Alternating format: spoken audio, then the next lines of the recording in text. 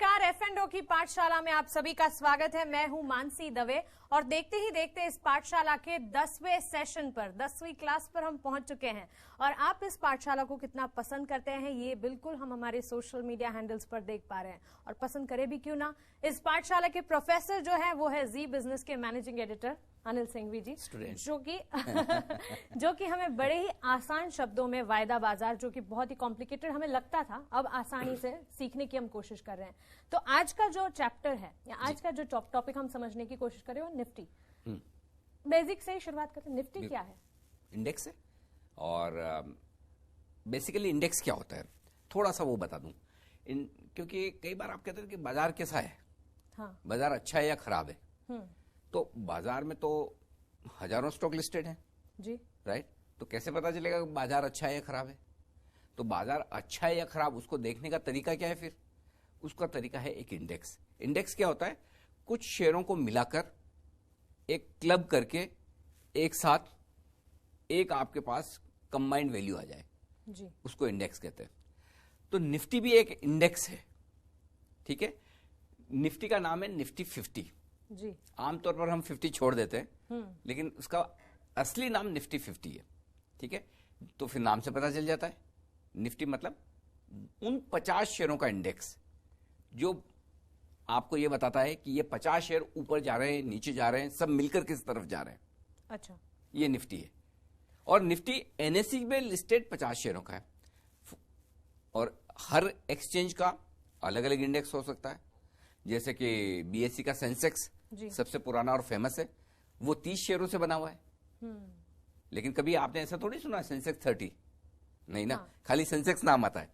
Nasdaq 100 है, Nasdaq में 100 शेयरों का इंडेक्स है। तो हर देश का, हर स्टॉक एक्सचेंज का अलग अलग इंडेक्स हो सकता है। तो हमारे यहाँ जो वायदा कारोबार के लिहाज से पॉपुलर इंडेक्स है वो है निफ्टी जी, यानी कि 50 शेयरों का इंडेक्स। ये सिंपल है, जिसे हम बोलते हैं निफ्टी 50। हाँ। लेकिन यही 50 शेयर्स क्यों? हाँ, ये बड़ा सवाल है कि यही 50 शेयर क्यों। क्योंकि पहली तो यह कि एक्सचेंज ने डिसाइड किया कि हम 50 शेयर रखेंगे। इसमें 50 शेयर से ज्यादा मानसिए ना 50 कंपनियों का आपको सोचना चाहिए कि निफ्टी में 50 कंपनियां हैं, हाँ। शेयर नहीं। और वो मैं इसलिए कह रहा हूं, बड़ी इंटरेस्टिंग चीज है, एक्सेप्शन है। एक बार ऐसा भी हुआ है जब निफ्टी में 51 शेयर हो गए।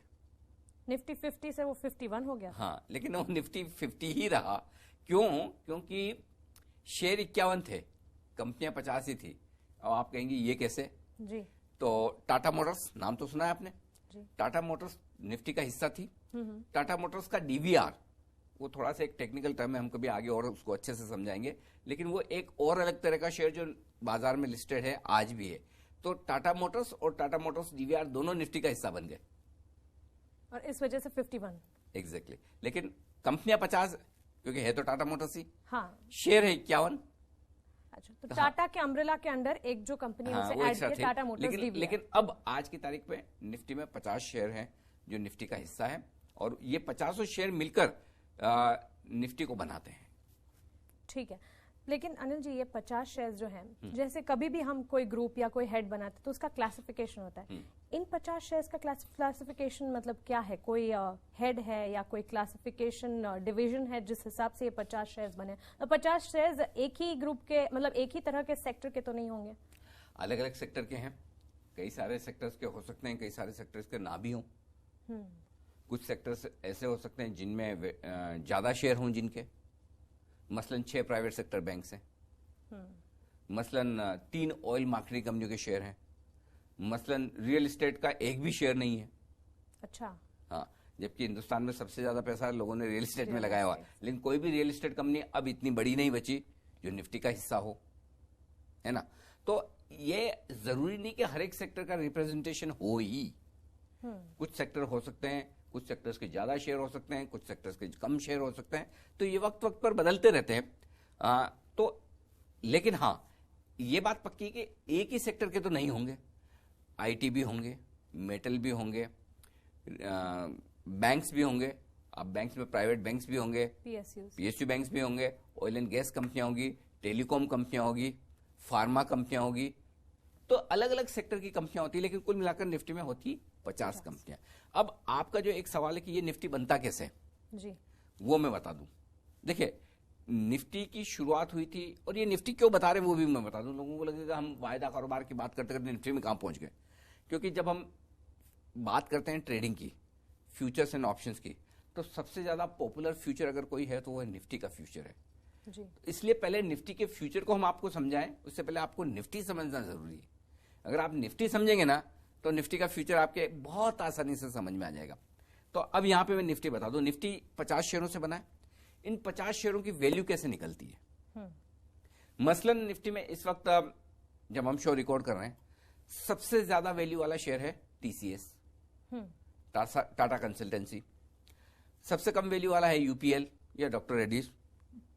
टीसीएस 7 लाख करोड़ के आसपास का मार्केट कैपिटलाइजेशन है, ये 35,000 करोड़ के आसपास का है यूपीएल। सबसे तो मजबूत आप देखिए, और सबसे कमजोर। हाँ, मजबूत कमजोर नहीं कहेंगे, सबसे भारी भरकम और सबसे कम वजन वाली कंपनी एक तरह से। एक और आप देखिए, नीचे नीचे 35,000 करोड़ की कंपनी है जिसका मार्केट वैल्यू 35,000 करोड़ है, यूपीएल। दूसरी तरफ उससे 20 गुना बड़ी 7 लाख करोड़ की कंपनी है। इतना फर्क है, निफ्टी के 50 स्टॉक्स में ही इतना फर्क है। और एक चीज बताऊं जो बड़ी इंटरेस्टिंग है मानसी, वो ये है कि निफ्टी में जो 50 कंपनियां हैं, ये पूरी 50 कंपनियां मिलाकर इनकी वैल्यू अगर आप गिने ना, तो ये बाजार का लगभग 2/3 जो मार्केट कैप है, टोटल बाजार की जो वैल्यू है उसकी 2/3 यानी कि 65-66% वैल्यू सिर्फ इन 50 कंपनियों की है। अच्छा, मतलब काफी सारा निफ्टी से ही जुड़ा हुआ है। मतलब इसका मतलब ये कि अगर जहां आपके पास 65% वैल्यू वाली कंपनियां हैं तो मार्केट का मूड का अंदाजा तो आपको लग ही जाएगा ना। इसीलिए निफ्टी में वो 50 कंपनियां हैं। अब ये इनकी वैल्यू कैसे कैलकुलेट की जाती है? तो 50 कंपनियां हैं, हर एक कंपनी की अलग वैल्यू है। जैसे मसलन टीसीएस 7 लाख करोड़ का है और यूपीएल 35,000 करोड़ का, तो हर एक की वैल्यू सेम तो नहीं होगी जी। जिस कंपनी की जितनी वैल्यू है सबकी वैल्यू गिन लो, उस वैल्यू को गिनने के बाद 50 से डिवाइड कर दो। लेकिन इसमें थोड़ा सा कैच है। निफ्टी की जो वैल्यू गिनी जाती है ना, वो गिनी जाती है फ्री फ्लोट के बेसिस पर। थोड़ा मुश्किल है, नहीं सवाल ही हो गया ये तो। सवाल ही हो गया। अब फ्री फ्लोट क्या है? देखिए, अगर कोई एक कंपनी है, उस कंपनी में शेयर होल्डर कौन कौन होते हैं? एक तो प्रमोटर है, हर कंपनी में प्रमोटर तो होता ही है आमतौर पर। कोई एल&टी आईटीसी जैसी छोड़ दे जहां प्रमोटर नहीं है और प्रोफेशनली मैनेज कंपनी है, बट अदरवाइज प्रमोटर होता ही है, राइट? तो शेयर होल्डर सबसे बड़े प्रमोटर होते हैं। प्रमोटर के अलावा फिर दूसरे शेयर होल्डर होंगे, जिसमें कोई रिटेल होगा, जिसमें कोई आपका फंड्स होंगे, एफआईज होंगे, बैंक्स होंगे। तो फ्री फ्लोट का मतलब ये कि जितने प्रमोटर की शेयर होल्डिंग है उसको तो कर दीजिए अलग। ये मतलब कोई सरकारी कंपनी जिसमें 75% हिस्सेदारी सरकार की है, तो उसका फ्री फ्लोट बचा 25%। और वो ऐसा क्यों?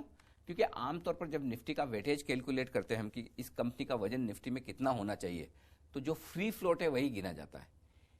और ये कॉन्सेप्ट इसलिए है कि हम आमतौर पर ये मानकर चलते हैं कि प्रमोटर अपनी कंपनी का शेयर बेचने नहीं आएगा, और वो शेयर जनरली रोज रोज ट्रेड नहीं होता बाजार में। तो जो शेयर रोज ट्रेड होता है उसके बेसिस पर मार्केट कैपिटलाइजेशन बनाई जाए। ओके, तो प्रमोटर शेयर होल्डिंग को अलग कर दो, और जो बची हुई है उस शेयर होल्डिंग को आप फ्री फ्लोट मानेंगे, और उसके बेसिस पर आप उस कंपनी का मार्केट कैपिटलाइजेशन निकालेंगे। कि हो सकता है इस केस में आईटीसी एल&टी का मार्केट कैपिटलाइजेशन भले वैसे कम हो, लेकिन फ्री फ्लोट होने की वजह से बढ़ जाता है। टीसीएस में मार्केट कैपिटलाइजेशन बहुत ज्यादा हो, लेकिन फिर भी 75% अगर प्रमोटर के पास है तो उतना नहीं होगा, थोड़ा कम होगा। सरकारी कंपनियों में भी ऐसा हो सकता है। तो मार्केट कैपिटलाइजेशन जो निकाला जाता है वो प्रमोटर्स की शेयर होल्डिंग को हटाकर फ्री फ्लोट के बेसिस पर निकाला जाता है, और जो फ्री फ्लोट मार्केट के ऊपर होता है सारी 50 कंपनियों का, उन्हें जोड़ दिया जाता है, और फिर उन्हें आप 50 से डिवाइड करते हैं और इंडेक्स को निकालने की कोशिश करते हैं। एक फॉर्मूला है उसका भी, जो हम आगे बताएंगे। चलिए, तो फिर आज हमने सीखा कि निफ्टी क्या है और फ्री फ्लोट क्या है, लेकिन इसका जो फॉर्मूला है आगे जो सर हमें बताएंगे उस पर हम नजर करेंगे, और साथ ही निफ्टी फ्यूचर्स की तरफ भी हम बढ़ेंगे, क्योंकि सवाल यहाँ पर थोड़े बढ़ते चले जा रहे हैं। आप बने रहे हमारे साथ। नमस्कार।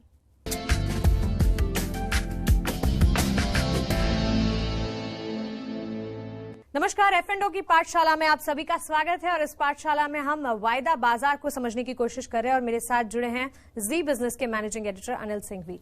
अनिल जी, निफ्टी के बारे में हम सीख रहे हैं, उसके बाद निफ्टी फ्यूचर्स की तरफ हम बढ़ रहे हैं, लेकिन निफ्टी जो है ये इसकी शुरुआत कहाँ से हुई? क्या मतलब निफ्टी अगर 10,800 आज है तो क्या ये कभी एक अंक था? ना, एक नहीं था, 1,000 था। 1,000 हाँ, था। 1,000 से शुरुआत हुई। और ये शुरुआत हुई एक्चुअली, वैसे निफ्टी 1996 से ट्रेड होना शुरू हुआ, लेकिन इसका बेस ईयर जो था वो 1995 था। ठीक है। तो 1995 में निफ्टी की जो 50 कंपनियां थी उनकी बेस वैल्यू मान ली गई 1,000। हालांकि उस समय उन 50 कंपनियों की वैल्यू जो होती थी वो 2 लाख करोड़ के आसपास होती थी। ठीक है।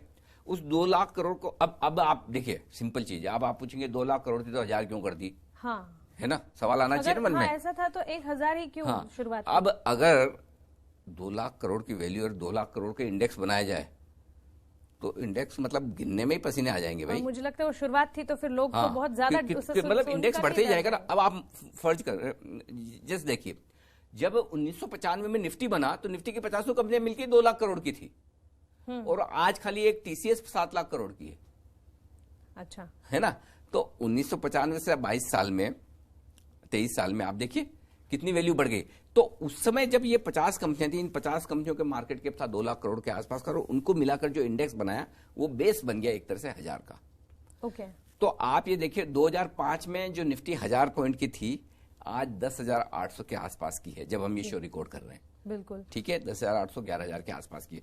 तो 11,000 की, यानी कि आप देखिए 1995, 2005, 2015, यानी कि 23 साल में 11 गुना हो गई निफ्टी।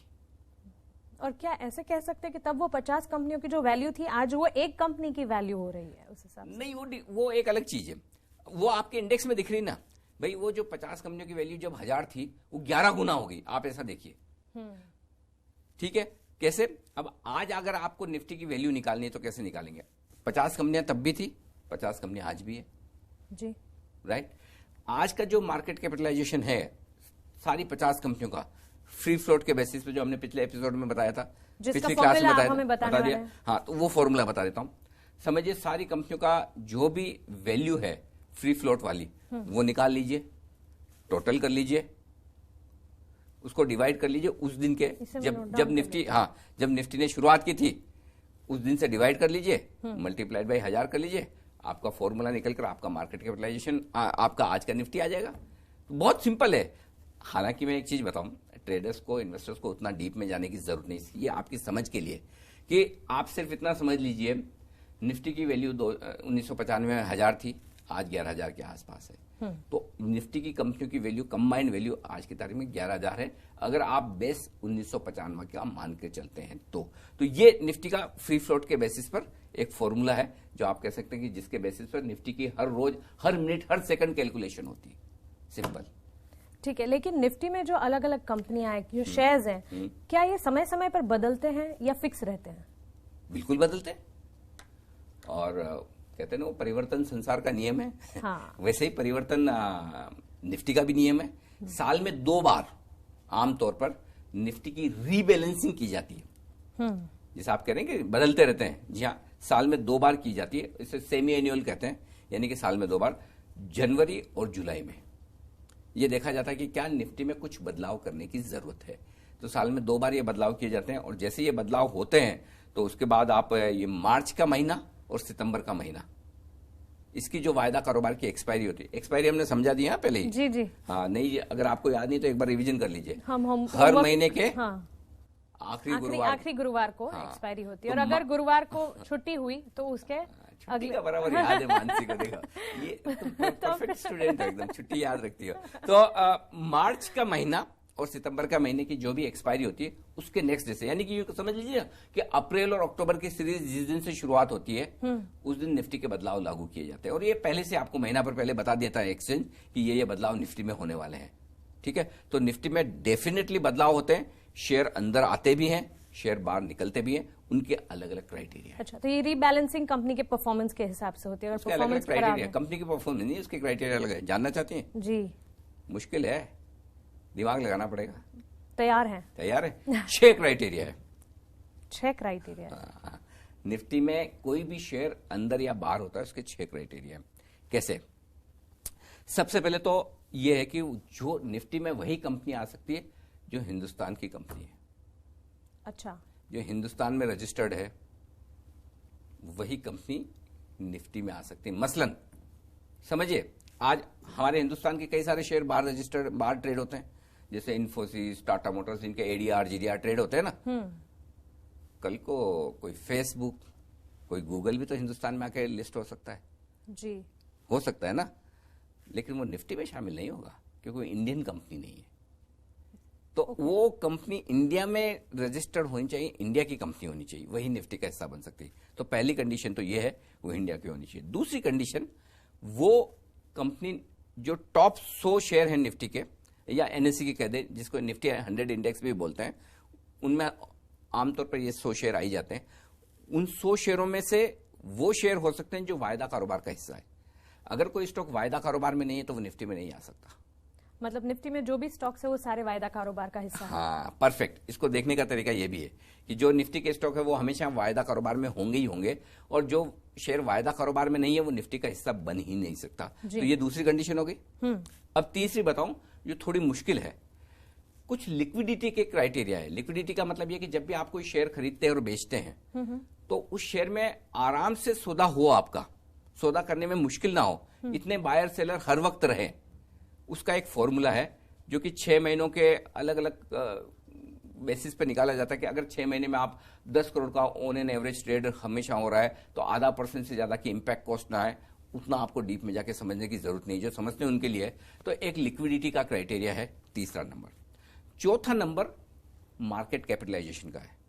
हर एक कंपनी नहीं आ सकती निफ्टी में। मार्केट कैपिटलाइजेशन यानी कि उसकी साइज बड़ी होनी चाहिए, वही आ सकती है।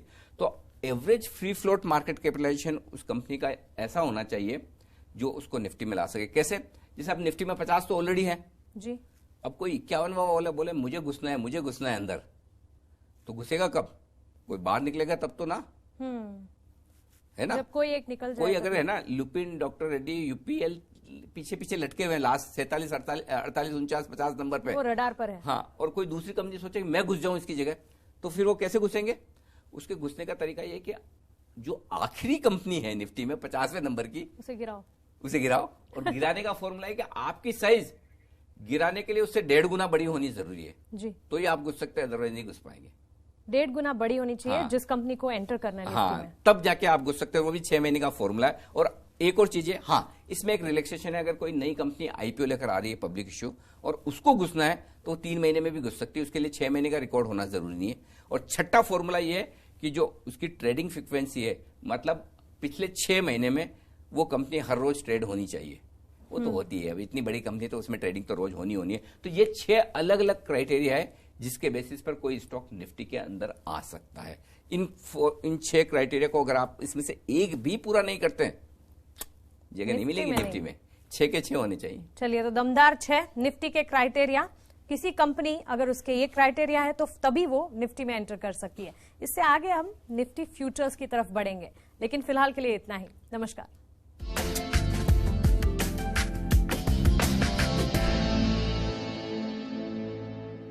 नमस्कार, F&O की पाठशाला में आप सभी का स्वागत है। मैं हूं मानसी दवे, और इस पाठशाला के इस चैप्टर पर जरा ध्यान दीजिए, क्योंकि धीरे धीरे अब हम जो सबसे इंपॉर्टेंट लेवल है वहां पर पहुंचते चले जा रहे हैं। और इस चैप्टर को हमें समझाएंगे जी बिजनेस के मैनेजिंग एडिटर अनिल सिंघवी जी। मुश्किल तो नहीं हो रही? पिछली कुछ क्लासेस में थोड़ा सा हमने ज्ञान ज्यादा दे दिया। नहीं, लेकिन मैं क्राइटेरिया एकदम पढ़ के आई हूँ। अगर आप बोले मैं टेस्ट भी दे सकती हूँ। किसी को भी दर्शक को ये लगे कि थोड़ा मामला मुश्किल है, हाँ, तो उसको रिवाइज कर ले हमारे। हाँ, एक चीज पक्की है कि F&O की ये क्लास है ना, जरूरी नहीं कि एक बार में समझ में आ जाए। हाँ। आसान नहीं है। तो इसका सॉल्यूशन एक ही है, रिवीजन। तो आप सोशल मीडिया पर, यूट्यूब पर हमारे सारे एपिसोड्स हैं, एक बार फिर से देख लें। वीकेंड पर हम आधा घंटे के शो बनाकर डालते ही हैं, एपिसोड तो वो देख लें, वो ज्यादा बढ़िया है। और इसी बीच मतलब एक भी सेशन मिस ना करें, क्योंकि मिस हो जाएगा तो थोड़ी सी मुश्किल कनेक्ट। बिल्कुल बिल्कुल। तो ये जैसे आप दवा खा रहे हो, हाँ, तो मिस करोगे तो थोड़ा मुश्किल होगा, वैसा ही है। ठीक है। तो शेयर बाजार में फ्यूचर्स कितनी तरह के, ये तो जानना है मुझे। लेकिन ब्लू चिप, ये मैं बहुत बार सुनती हूँ, ब्लू चिप स्टॉक्स के जो कहते हैं। हाँ, हाँ, ब्लू चिप में निवेश करो, ट्रेड करो। वो अब ब्लू चिप मतलब क्या है कि जो बहुत अच्छी कंपनियां हैं, अच्छा, बड़ी कंपनियां हैं, जिनका कारोबार बढ़िया है, प्रोमोटर अच्छे हैं, उनको जनरली आमतौर पर ब्लू चिप कहते हैं। ठीक है। हाँ, अब वो क्यों कहते हैं ब्लू चिप ये तो नहीं पता, लेकिन ब्लू चिप कहते हैं। देखिए, ब्लू चिप हुआ, हेवी वेट्स, कई बार बोलते हैं हेवी वेट्स में आज बड़ी खरीदारी हो रही है। हाँ। अब बहुत लोग सोच रहे हैं हेवीवेट्स मतलब ये क्या क्या हेवीवेट्स है, प्रोमोटर का वजन ज्यादा है क्या? ऐसा कुछ नहीं है। बेसिकली जो बड़ी कंपनियां हैं जी, उन्हीं को ब्लू चिप भी कहते हैं, उसी को हेवीवेट भी कहते हैं, उन्हीं को लार्ज कैप भी कहते हैं। लार्ज कैप कंपनियां जिनका मार्केट कैपिटलाइजेशन 25,000-30,000 करोड़ से ज्यादा का हो, उसको लार्ज कैप कंपनियां आमतौर पर कहते हैं। निफ्टी की सारी कंपनियां लार्ज कैप हो गई, या फिर हिंदी में हम कहते हैं दिग्गज, बाजार के दिग्गज आज बड़े अच्छा परफॉर्म कर रहे हैं। यही सबसे अच्छा लगता है सुनने में, बाजार के दिग्गज। हाँ, बाजार के दिग्गज तो हमारी लैंग्वेज सबसे बढ़िया है। बिल्कुल कहीं कोई डाउट होना ही नहीं चाहिए। हिंदी इज द बेस्ट, सबसे बढ़िया हिंदी है ना? बिल्कुल। तो बड़ी आसानी से समझ में आती है। हाँ। तो बेसिकली जो दिग्गज कंपनियां हो, लार्ज कैप हो, ब्लू चिप हो, हेवीवेट्स हो, ये सारा का सारा मतलब ये कि अच्छी क्वालिटी की कंपनियां जो साइज में बड़ी है, जिनका बिजनेस आप देखते हैं और जिनके बारे में अच्छी खासी रिसर्च आपको मिल जाती है। आमतौर पर ये कंपनियां बुरी नहीं होती, अच्छी होती है। उन्हें आप ब्लू चिप्स भी कह सकते हैं, हेवीवेट्स भी कह सकते हैं, लार्ज कैप्स कह सकते हैं। चलिए, तो फिर ये तो ब्लू चिप बाजार के दिग्गज कंपनियों के बारे में हमने जाना, लेकिन शेयर बाजार में फ्यूचर्स कितनी तरह के होते हैं? आमतौर पर दो तरह के, एक इंडेक्स फ्यूचर्स और दूसरे स्टॉक फ्यूचर्स। अब इनके अंदर 50 तरह के और हो सकते हैं, लेकिन आपके समझने के लिए दो तरीके के हैं, इंडेक्स फ्यूचर्स और स्टॉक फ्यूचर। इंडेक्स फ्यूचर वो जो किसी न किसी इंडेक्स पर आधारित है, और स्टॉक फ्यूचर्स हो जो किसी न किसी शेयर पर आधारित है। स्टॉक फ्यूचर्स हम आगे डिस्कस करेंगे। इंडेक्स फ्यूचर्स की चूंकि हम बात कर रहे हैं निफ्टी की, और वहीं से हमने पिछले सेगमेंट्स में आपको बताया भी, क्लासरूम में बताया भी कि निफ्टी क्या है। निफ्टी समझाने की जरूरत ही इसीलिए पड़ी कि निफ्टी एक इंडेक्स है और इंडेक्स के फ्यूचर्स ट्रेड होते हैं, उनमें सौदे होते हैं। तो इस वक्त अगर आप बाजार में देखें तो सबसे पॉपुलर इंडेक्स फ्यूचर जो है वो निफ्टी है, जिसको निफ्टी फ्यूचर्स बोलते हैं। उसके बाद सबसे ज्यादा पॉपुलर है, उसके बाद वो बैंक निफ्टी है, जिसको निफ्टी बैंक फ्यूचर्स हम बोलते हैं। उसके बाद जो थोड़ी बहुत ट्रेडिंग होती है वो आईटी इंडेक्स में होती है, तो निफ्टी आईटी बोलते हैं। ऐसे तो देखा जाए तो 9 अलग अलग इंडेक्स लिस्टेड है जिनमें ट्रेड होती है, और कुछ फॉरेन इंडेक्स भी, जैसे फुटसी, डाउ। आप चाहे तो नहीं, हिंदुस्तान में आप चाहो तो डाउ फ्यूचर्स में ट्रेड कर सकती है। हिंदुस्तान में अमेरिकी बाजार के हमारे यहाँ एनएससी पर लिस्टेड है। वो अलग बात है कि ज्यादा वॉल्यूम नहीं है तो लोग करते नहीं है। फुटसी का इंडेक्स ट्रेड होता है। तो बेसिकली लंदन के, अमेरिका के इंडेक्स हमारे यहाँ ट्रेड होते हैं। हमारे इंडेक्स भी सिंगापुर में होते ही ना। एसजीएक्स निफ्टी क्या है? हाँ, सिंगापुर एक्सचेंज निफ्टी, उसका शॉर्ट फॉर्म एसजीएक्स निफ्टी है। तो इंडेक्स कहीं भी ट्रेड हो सकता है, बशर्ते कि वो परमिशन वगैरह वाला मामला हो। तो इस वक्त 9 इंडेक्स हमारे यहाँ लिस्टेड है निफ्टी में, अलग अलग, कोई मिड कैप, कोई इंफ्रास्ट्रक्चर, अलग अलग। लेकिन जो ट्रेडिंग जिनमें होती है ज्यादातर वो निफ्टी है, नंबर 2 बैंक निफ्टी, और थोड़ी बहुत आईटी इंडेक्स में। तो ट्रेडिंग के लिहाज से ज्यादा लिक्विड यही है, लेकिन लिस्टेड सारे हैं, और कुछ फॉरेन इंडेक्स भी हमारे यहाँ लिस्टेड है। तो इनको हम इंडेक्स फ्यूचर्स कहते हैं। अच्छा, तो मतलब सबसे ज्यादा काम जहां होता है वो ये 9-10 है आपने बोला, मतलब। और ये अलग सबसे ज्यादा काम तो दो में होता है, निफ्टी और बैंक निफ्टी, बस। निफ्टी और बैंक निफ्टी में सबसे ज्यादा काम होता है। अच्छा, तो इंडेक्स फ्यूचर्स मतलब थोड़ा डिटेल में बताएं कि फ्यूचर्स की वैल्यू अगर निकालनी है। हाँ, ये अच्छा आइडिया है, ये अच्छा सवाल है। इंडेक्स फ्यूचर की वैल्यू कैसे निकलेगी? हाँ, जैसे इंडेक्स की निकलेगी। मसलन निफ्टी क्या है? 50 शेयरों का इंडेक्स है जी। वो 50 शेयर ऊपर हो रहे हैं, नीचे हो रहे हैं, जो भी हो रहे हैं वो आपके सामने आता रहता है हर वक्त। तो जब आप निफ्टी का फ्यूचर ट्रेड कर रहे हैं तो निफ्टी के इंडेक्स की वैल्यू के ऊपर ट्रेड कर रहे हैं। तो जो वैल्यू निफ्टी के इंडेक्स की है उसके आसपास, कभी थोड़ा ऊपर कभी थोड़ा नीचे हो सकती है, लेकिन उसके आसपास ही निफ्टी फ्यूचर्स की भी वैल्यू होगी। करेक्ट? समझ गए आप, या थोड़ा और समझो? थोड़ा और आसान। निफ्टी कैलकुलेट करने का फॉर्मूला मैंने पिछली बार आपको बता दिया जी। और आपको एज एन इन्वेस्टर या ट्रेडर कैलकुलेट करने की जरूरत ही नहीं है, क्योंकि एक्सचेंज हर वक्त आपको निफ्टी ट्रेड करके आपकी स्क्रीन पर दिखाता है। एक्सचेंज की साइट पर लाइव आपको मिलता है, ब्रोकर की साइट पर मिलता है। अगर आप ऑनलाइन ट्रेड करते हैं तो आपकी साइट पर हमेशा निफ्टी का वैल्यू आपके पास आता रहता है। अगर आप निफ्टी के फ्यूचर्स में ट्रेड कर रहे हैं तो आपको निफ्टी स्पॉट लेवल या कैश लेवल जिसको बोलते हैं, जो निफ्टी का लेवल आ रहा है उसको है ना आम बोलचाल की भाषा में निफ्टी स्पॉट कहते हैं या निफ्टी कैश कहते हैं। वो इसलिए कहते हैं ताकि कैश और फ्यूचर का आपको फर्क पता चले। तो उसके बेसिस पर आप फ्यूचर ट्रेड करते हैं और फ्यूचर की जो प्राइस है वो कैश मार्केट की निफ्टी के आसपास ही होती है। मसलन निफ्टी अगर 10,840 पर ट्रेड कर रहा है स्पॉट मार्केट में, कैश मार्केट में, तो फ्यूचर में 10-20 पॉइंट प्रीमियम या 2-5-10-15 पॉइंट डिस्काउंट पे ट्रेड करेगा। अच्छा, थोड़ा सा ही हाँ, प्रीमियम या डिस्काउंट थोड़ी थोड़ी हो सकती है, जो हम आगे आपको बताएंगे आने वाली क्लासेस में कि कोई स्टॉक या कोई इंडेक्स डिस्काउंट या प्रीमियम में क्यों ट्रेड करता है। जी। आमतौर पर ये सारे इंडेक्स जो भी हैं, जो कैश मार्केट की प्राइस है उससे थोड़ी प्रीमियम पर ट्रेड करते हैं हमेशा। तो फ्यूचर में आमतौर पर दाम, अगर कैश में समझिए निफ्टी 10,850 ट्रेड कर रहा है तो हो सकता है वहां 10,870, 10,875 हो, थोड़ा सा डिफरेंस, थोड़ा सा ऊपर रहेगा बस। तो आपको एक चीज समझ लेना है, फ्यूचर की प्राइस क्या होगी, वो फ्यूचर की प्राइस कैश मार्केट की प्राइस से पता चलती है और कैश की प्राइस हमेशा आपके सामने होती है। जी बिल्कुल। अनिल जी, जैसे आप कह रहे हैं कि सिर्फ निफ्टी में ही ज्यादातर ट्रेड होता है, तो सारे इंडेक्स में क्यों ट्रेड नहीं होता है फिर? हाँ, ये भी बात इंटरेस्टिंग है, क्यों नहीं होता, इसका जवाब कैसे दिया जाए। मानसी, सिंपल है, देखिए ये लोगों की चॉइस है कि उन्हें किस में ट्रेड करना है। बड़ी इंटरेस्टिंग बात है, लोग बाजार का मूड जानने के लिए सेंसेक्स की तरफ देखते हैं कि सेंसेक्स कितना ऊपर नीचे है, लेकिन जब ट्रेड करने का नाम आता है तो सेंसेक्स के फ्यूचर ट्रेड करने के बजाय निफ्टी के फ्यूचर्स में ज्यादा ट्रेड होता है। एक्चुअली क्या है, जो भी इंडेक्स पॉपुलर होता जाता है उसमें ट्रेडिंग का मूड जिन लोगों का ज्यादा बनता है। अब हुआ क्या, सेंसेक्स के फ्यूचर्स लेट शुरुआत हुए, निफ्टी के फ्यूचर्स पहले हो गए, तो लोग वहां ट्रेड करना शुरू कर दिए। तो होता क्या है, एक बार जैसे पहले आपकी ट्रेड करने की आदत पड़ जाती है तो वहां वॉल्यूम होने लगता है, लिक्विडिटी आने लगती है, तो वॉल्यूम और वॉल्यूम को खींचता है, तो फिर लोग सोचते हैं चलो ठीक है, यहीं ट्रेड हो रहा है, यहीं काम होता है, यहीं करते रहे। तो ऐसी कोई खास वजह नहीं है, लेकिन अब अल्टीमेटली आप कितने इंडेक्स ट्रेड करेंगे, इरादा तो लोगों का वही ट्रेड करना, और अगर जिस किसी का हेजिंग करने का भी इरादा है तो एक इंडेक्स से भी हेजिंग हो जाती है ना जी, तो फिर बार बार अलग अलग ट्रेड करने की जरूरत क्या है। और यही वजह है कि सबसे ज्यादा पॉपुलर निफ्टी है, और बैंक निफ्टी इसलिए पॉपुलर है कि बैंक निफ्टी में फिर है ना, निफ्टी का 35% हिस्सा लगभग बैंकिंग शेयरों से आता है। एसबीआई है और बाकी 6 आपके सरकारी बैंक है, तो इसलिए प्राइवेट बैंक है, इसलिए ज्यादातर पॉपुलर सबसे ज्यादा निफ्टी है और उसके बाद थोड़ा बैंक निफ्टी।